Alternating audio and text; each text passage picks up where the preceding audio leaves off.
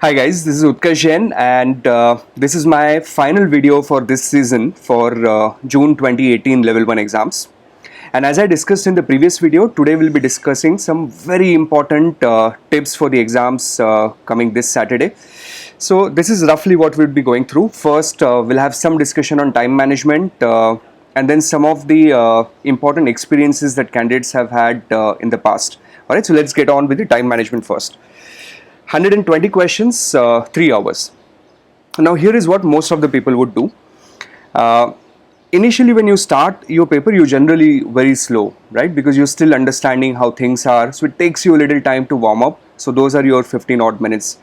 And then you start picking up a little bit of speed. And then there are always some questions where you end up spending a little more time than what you should have. And the way it works is that then you suddenly realize that oh, I just have last 30 minutes left and I have so many questions to finish, and then you are operating at a supersonic speed, right? So what and I recommend is that, instead of doing that and then speeding up only in the last 30 minutes or 40 minutes, speed up every hour in the last 15 minutes. Alright, so first 45 minutes you do your usual stuff, last 15 minutes, speed up a little bit in such a way that you're doing at least 40 questions every hour, right? So you start at 9 in the morning and by 10 you should have been reaching at the 40th question. Now a very safe strategy would be if you could add additional 5 questions in the first 2 hours, right? So you're looking at 45 around 10 a.m. in the morning, then roughly around 90th question by 11, and then you do the remaining 30 questions in the last 1 hour. So it gives you a little bit of breathing time in the final 30 minutes, final 1 hour, and you would also be tired, right? So you would want to allocate a little more number of questions in the first 2 hours and little less number of questions in the last one. This is roughly your play. Now here are some of the things you need to be careful with. A lot of people ask me that I tend to do ethics at the beginning, and ethics generally take a lot of time. So how do I go about it? So what I did for my exams is I tried to manage my time by doing an easy subject and then a relatively difficult subject on an alternate basis. Now the definition of easy and difficult varies for all of us. Maybe you're good with derivatives, you're not so good with fixed income, whatever that combination is. Right? So for me, FRA always used to be the easiest of the lot. Ethics was more challenging, it took me more time. So what I did is I clubbed ethics and FRA. Okay, so I went a little fast with FRA because I was good with it, and then I went a little slow with ethics because I wanted to be careful. So you can use combination like this, but your target is every hour you're doing at least 40 questions, preferably 45, and then you should have that mindset, right? So when you start your paper, it is okay to scribble on your question paper. So right at the beginning on the front page, you can write down something like this. You would say at 10 a.m. I should be on question number 45. At 11 a.m. I should be around 90, and then 11:45 I should be done with those 120 questions. This is roughly going to be your time management strategy. Okay. Now another thing we need to be careful with is certain difficult questions which are inserted once in a while. I generally call these questions as distractors. All right. So let's say you're in a good momentum and suddenly you reach on question number 27, and that question is teasing you. You think that you can do it, but you need a little more time, and then your ego comes in between, right? And then you end up spending way too much of time than what you should have, and this is what you're not going to let that happen to yourself. The moment you think that the question is taking a little more time than what it should, what I recommend is give it a 3-star. Mark your answer on the question paper, not on the OMR sheet, and move on. And then once you have finished all of the paper, then go back, see if you have time, then do all your 3 stars. Maybe you can also use a 3-star, 2-star, 1-star system there, and then finish your questions that you've left. And if you have left with no time, then simply select the one you had marked originally when you first approached the question. Okay, this is roughly going to be your play.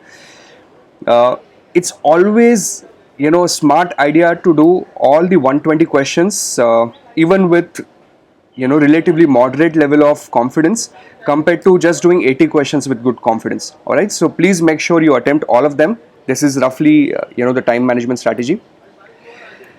Then second, mark all the answers, right? So we know that there is no negative marking, so do not leave any of them blank. Third, be careful about the patterns on the exam. Now here is what happened to me on one of the exams I took. Let's say you do question number 5, your answer is C, 6 C, 7 C, 8, 9, 10, 11 C, and suddenly your confidence is a little shaky now, right? You start wondering whether you're doing something wrong. So know that there is a possibility that this might happen, right? So even if you have a sequential C or sequential B or A, it is going to be all right. Do not really worry about how the options are coming out. Then your lunch break. This happened to me on my level 1 exams.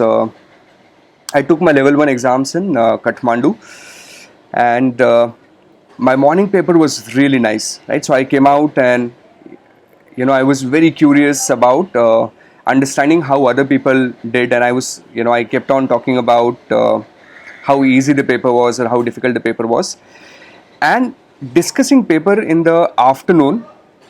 Two things might happen. One, if your answers were right, okay, then you'd start feeling a little overconfident, and if your answers were wrong, then your confidence is again shattered. So don't do that. So during your lunch break, absolutely no discussion about the question paper whatsoever. Grab your lunch, maybe take a nap, go for a walk, do whatever you like, and then reach your exam center again on time. All right. Then another handy tip, we are going to read all the 3 options. A lot of time it happens, it's an easy question. You kind of don't read the whole question because just by looking at the first line of the question, you kind of think I know what the question is about, right? And you end up answering the question, that question that you think should have been the question of the exam. I hope you're understanding what I'm trying to say. So what I'm trying to say is, even if you know that the answer is A, still read B and C carefully, especially with the theory options, okay, not the numbers, but especially with theoretical option A, B and C. It's always recommended to read all 3 of them and then choose which one you think is appropriate. Then again, basics, reach on time, don't forget your passport, your watch, know that digital watches would not be allowed, read the exam instructions carefully, pencils, make sure that the exam ticket and the passport name is matching precisely, do the basic stuff, don't make mistake there. And finally, a very important one is follow the instructions of the proctors on the exam.